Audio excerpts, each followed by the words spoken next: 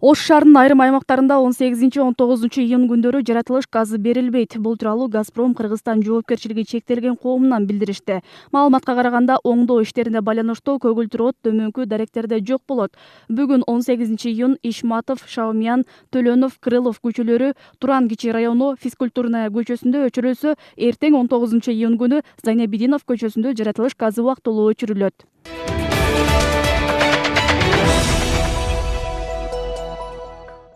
Сузакта сабалып каза болгон 2 жаштагы кыздын энеси тосмо арыз жазды. Бул тууралуу Жалал Абад облустук ички иштер башкармалыгынан билдиришти. Маалыматка караганда каза болгон кыздын энеси чоң энесинин кызды каттуу сабагына ишенбейт жана ал бул тууралуу сотко айтууга даяр. Экспертиза 20-июндан кийин даяр болот. Ошондо гана кыздын өлүмү боюнча айыптар коюлат деп билдиришти облустук ички иштер башкармалыктан. Буга чейин сабалган наристе ооруканага түшкөнү маалымдалган. Дарыгерлер кыздын денесинде көгала тактар бар экенин айтышып, укук коргоо органдарына кабарлашкан. Анын өзүнүн апасы Альбина Орусидан кыздын абалы оор экенин уккандан кийин мекенине кайтып келген.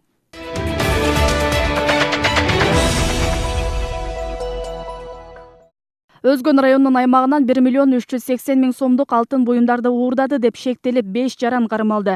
Бул тууралуу Ош облустук ички иштер башкармалыгынын маалымат кызматы билдирди. Ушул жылдын 28 март күнү 1968 жылы туулган Өзгөн шаарынын тургуну үйүнө белгисиз жарандар кирип 380,000 сом накталай акчасын жана 1 миллион сомдук алтын буюмдарын уурдап кетишкендигин айтып, Өзгөн районунун ички иштер бөлүмүнө арыз менен кайрылган. Өзгөн райондук ички иштер башкармалыгы криминалдык милиция кызматкерлери тарабынан ыкча иш-чаралардын жүрүшүндө шектүү катары 5 жаран кармалды. Алар Өзбекстандын тургуну 1960 жылы туулган Жалал Абад облусунун жашоочусу, 1995 жылы туулган Өзгөн районунун тургундары, 1972 жылы туулган буга чейин бир нече кылмыш белгилери менен соттолгон 1976 жылы туулган жарандар болушкан. Булардын үйүнө тинтөө жүргүзгөн учурда алтын буюмдар табылып, далил катары алынды. Кылмышка шектүүлөргө карата Кылмыш жаза кодексинин 201 энесинин негизинде уурдоо фактысы менен сотко чейин көндүрүшкө алынып, Өзгөн райондук соту камакка алды. Учурда тергөө иштери жүрүп жатат.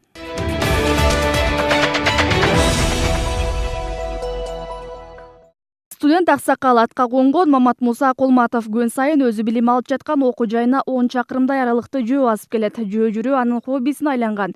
Ал учурда 82 жашта. Улгайдым, чарчадым дебестен 79 жашында Араван районундагы Араван Дулдултоо колледжинин фармакология адистигине тапшырган. Бул жылы мамлекеттик сынактарды жалаң 5 деген баалар менен окуу жайда аяктоого алдында турат. Өзгөчө студент Мамат Мусаованын акыркы экзаменинен кесиптешим Жусупбек Кошматов уулу айтып берет.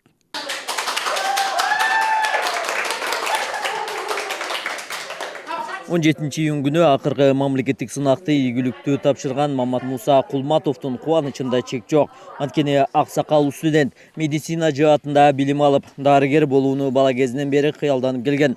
Бирок Мамат Муса аксакалдын ойлогон оюн кыстаган турмуш жеңип, улуу ата мекендик согушка кеткен атасынан 6 жашында, апасынан 9 жашында айрылган. Оор илдеттен айыкпай көз жумган апасынын өлүмү аксакалды дарыгер болууга түрткөндүгүн айтат. Артынан келіп тұғылған, қоялыға қалдым врачтыққа. Сонан кейін мақсатым бар эле да басы. Мақсатым медик болуш, шул адамдарға жақсы жардам тигип ооруган адамдарды шул айыктырып, өмүрүн узартып, жашасын кааладым эле да. Ал буга чейин Ошмунун биология жана химия факультетин, андан соң Токмок шаарындагы авиация окуу жайын аяктаган. Мындан сырткары агрономия кесибине да ээ болгон. Ай сайын алган 6,000 сом пенсиясын окуу акысына төлөп, учурда 4-чү кесибине ээ болду.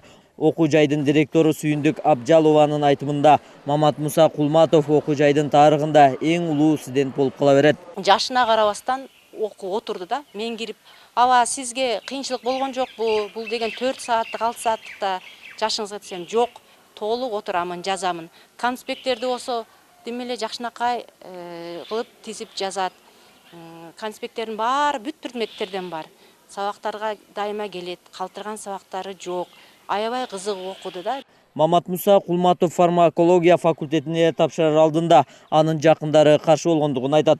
Буга чейин ал дары чөптөрүнүн жардамы менен айрым илдеттерди айыктырып келген. Эми билимдүү адис катары бул кесибин улантып, дары чөптөрдү изилдеп, кандидаттык диссертация жазууну максат кылууда.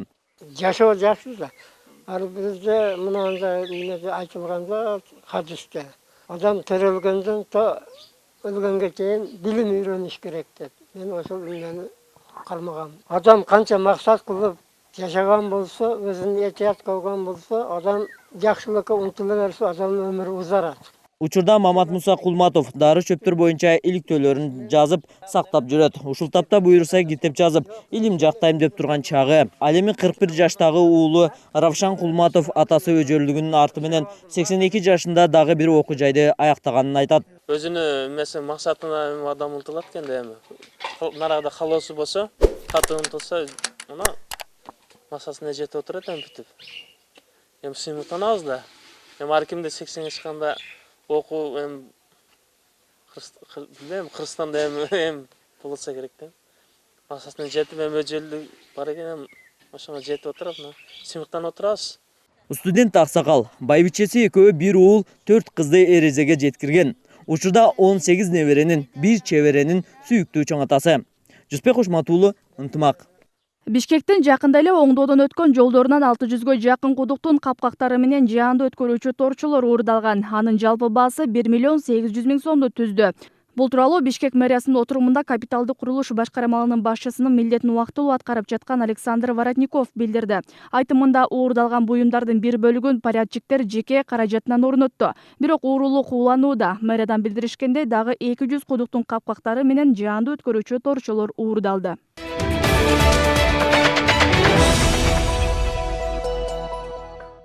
Европа биримдиги менен Кыргызстандын ортосундагы кызматташтык боюнча жаңы келишим даяр болду. Ага 6-июлда кол коюлат. Бул тууралуу Евро биримдиктин тышкы байланыштар кызматы билдирди.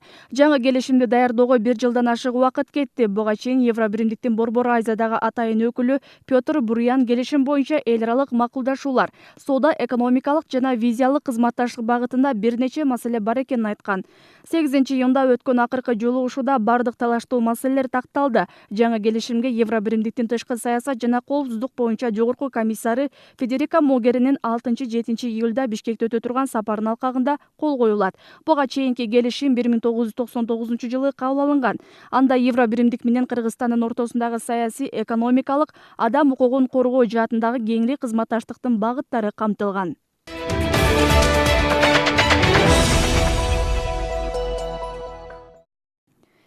Айыл чарба, тамак аш, өнөр жай жана мелиорация министри Эркинбек Чодоев суу самыр өрөөнүндөгү жайыттарды каптап жаткан Карагандан арылуу боюнча жүргүзүлгөн эксперименттик иштер менен жеринен таанышты.